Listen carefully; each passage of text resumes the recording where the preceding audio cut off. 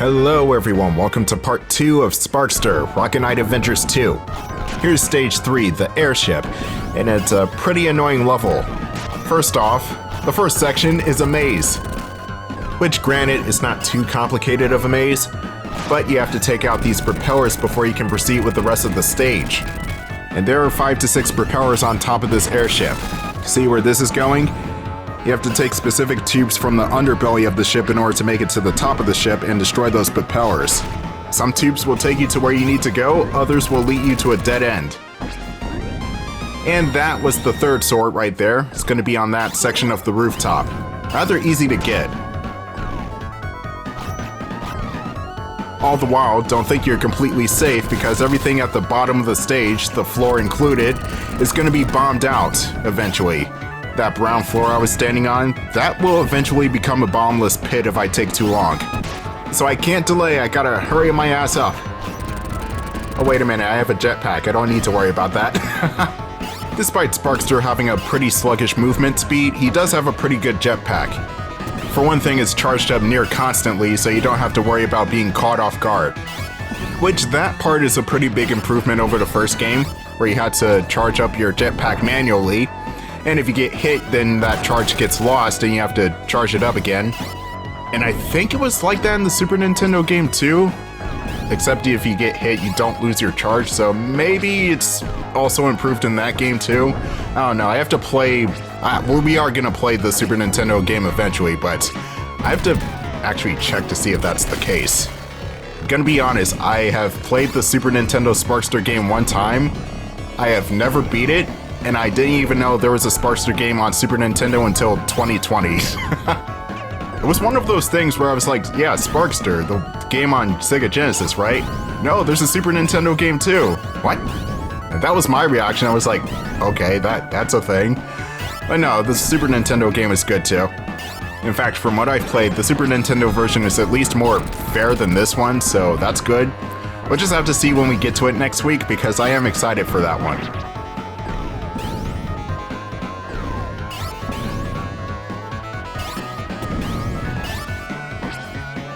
Fucking mazes!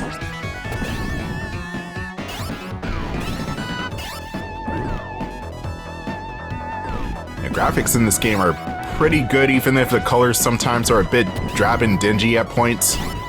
This part looks cool though. I like the background colors. I also like how it scrolls along. But other parts of this game don't look like this. The stage after this one, for example, stage 4, is nowhere near as colorful. Especially considering the other two games. Well, okay, I'm not even going to count the third game on the other system because that's different hardware. But the previous game on the same system is more colorful. I don't know, I always felt this game looks kind of weird compared to the other ones. Which, now that I think about it, makes a lot more sense because this game is weird compared to the other ones. And that's that propeller down. Now I gotta find the last propeller. Or hell, maybe this is second to last, I don't know. Oh, there we go, that was the last one. At least the game is merciful enough to teleport you to the next location instead of going through the maze again. And here is another auto-scroller level. Oh, crap. This might give you a run for your money because if you get pinched anywhere between the walls and the borders of the screen, you will die. There are no checkpoints in this area, and it's extremely freaking long. You also have to deal with snake men on fire running around. Wow, what is with this game and snakes? And I don't think you can get burnt by the fire. Oh wow, you can. It's just the snakes on fire that hurt you. There's also these laser gate wall things that like to shoot at you. So you have to destroy the wall things as well as not get crushed and dodge the bullets. The game here is asking an awful lot from the players. At least the scrolling is not too egregious, it's really just the wall projectiles and the snake men that will probably fuck you over, but nothing too bad.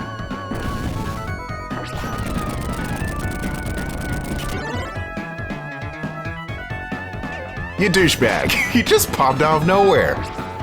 Alright, we have to do a couple of these climbing segments.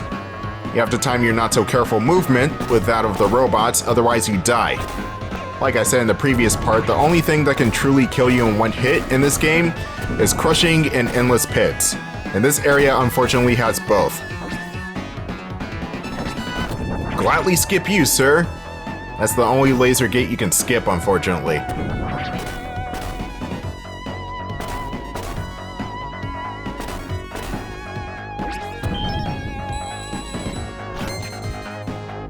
That's suspicious, an extra life from the slots. I have a sinking suspicion that this game is royally gonna screw me over later. Fortunately, that's not the case. However, I do come super close to maybe getting a game over, which is not bad because this game at least has continues. How many continues this game has? I'm not sure. Actually, I think it's the standard 3 continues and then it's truly game over. So you don't want to screw around, especially considering this game is hard as balls sometimes.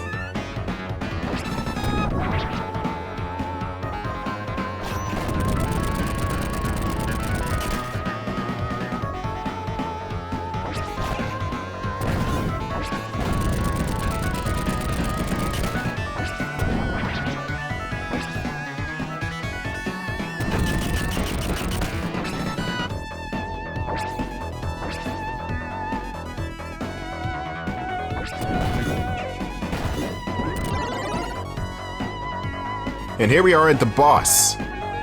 Now this guy is hard to explain, mainly because I don't know what the hell he does. I mean, he turns you small with his skull attack, like it's that one stage from Sonic CD.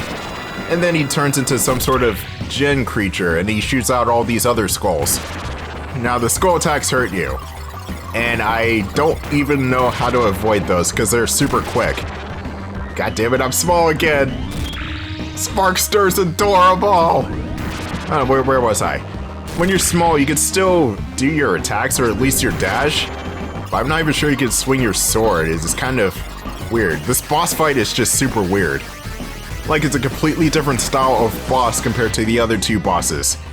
And all the preceding bosses after this. What is even happening here? Okay, can I at least hit him? Whack him in the face with my sword? Decapitate him? I think I hit him a couple times. I honestly don't even know when to attack this guy because it looks like he just blocks everything. There's no feedback, no sound, or hell, even flashing to indicate that he's even taking damage.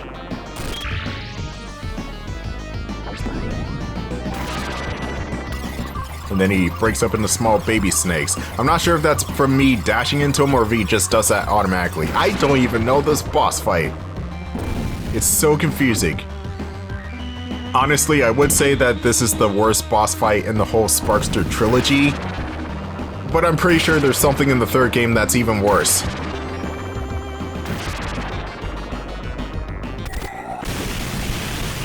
What the f- It just ends. That was a weird fever dream of a boss, if I do say so myself. It's like Terminator 3 Rise of the Machine. You don't even know why it exists or why you just witnessed it. Not watched it, not played it, you witnessed it. That's that boss fight in a nutshell. What the fuck was that? Anyway, here's stage 4. And we're using the mech for once. Holy crap. And this stage is, unfortunately, one of the more boring stages in the game, because for the next 7 minutes, you're in mech form and you're just running around. It's an auto-scroller. And you're shooting these balloons. And yeah, there is some enemy variety and dodging around, but I feel like the patterns repeat themselves 6 times here. Anyway, you do have one means of attack, and it's really just one button. It's your rocket punch. Use your fist in the foreground in order to punch. And that's it. You can't even use your background fist. And you also have to aim your arm. You can't just fire and forget. You have to manually press up and down on the D-pad and then fire. And it's not even the snappy aiming that was in Contra. You slowly have to move your arm up and down in order to hit something.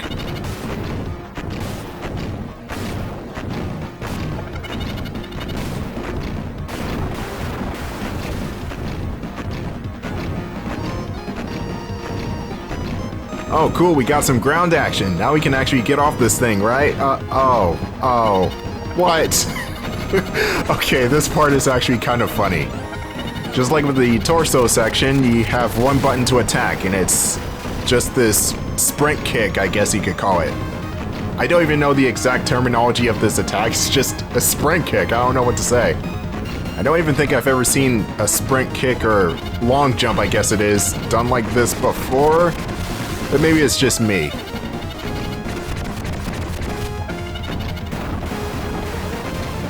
And those chicken walkers are tanky. Is that it? Are we going back to the torso? Oh no, there's one more. Yeah, you see, this kind of goes on forever. It probably should have stopped after the second chicken walker, but no, it's still going. Let me kill this guy. And these guys are strangely tanky too. Why is there so much health? I'm kicking you in the face with a metal boot. Oh good, we should be at the final. Oh no, there are more balloons. Oh no, here's Axel Gear, final. What the fuck? Every time I'm expecting Axel Gear, because he is this stage's boss, more random enemies show up. Hey, come on, go away, I want to get to the boss. This stage is now outstaying its welcome.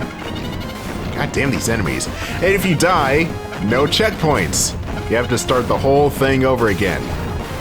And may I remind you, 7-minute stage.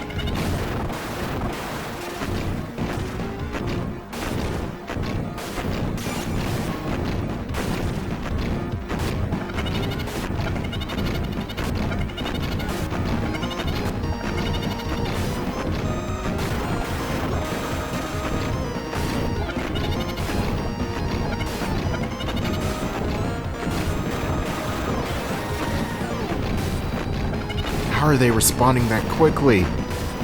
I'm taking you guys out, you should be dead. Also doesn't help that this stage is kind of boring to look at after a while. It's got some kind of bland colors.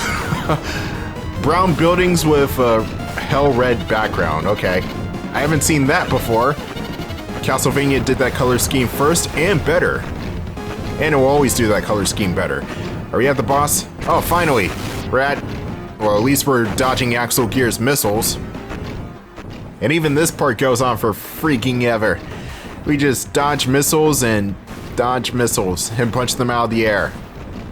The goal is to punch the missiles back towards Axel, but sometimes the bastard likes to hang at the back of the screen. And you can't check 6, check your behind, your backside, your ass, so what do? You have to wait. Wait until he gets to a location where you can punch the missiles back, and then you're good.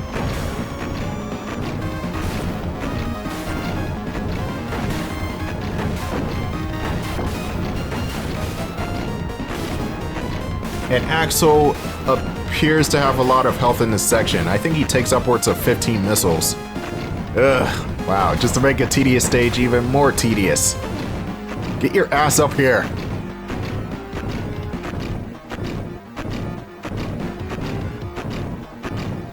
I'm looking at Sparkster's running animation for the mech and it's freaking goofy. It's the foreground arm. It's so... Why is it still? It's so still. But yeah, if you think this is the boss fight, no, that's not the boss fight. The boss fight is yet to come. And this boss fight with Axel Gear is pretty much the same boss fight from the beginning of the game. Only except this boss fight is mandatory.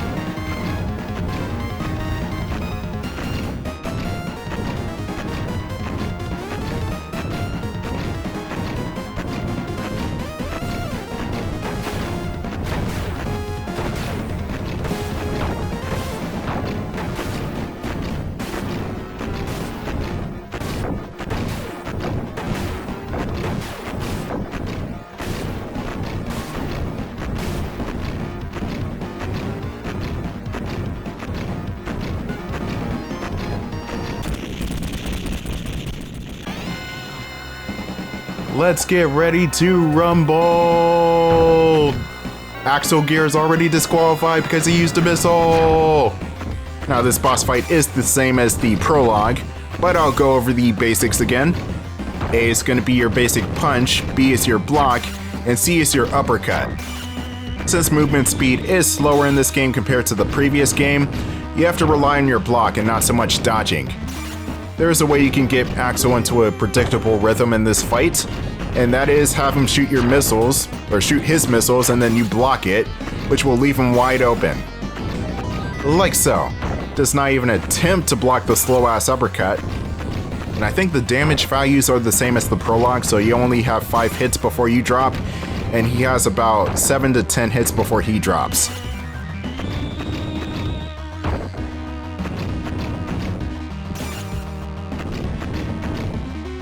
Bam! And that's Axel geared down. But I'm sure he's gonna come back for a finale fight.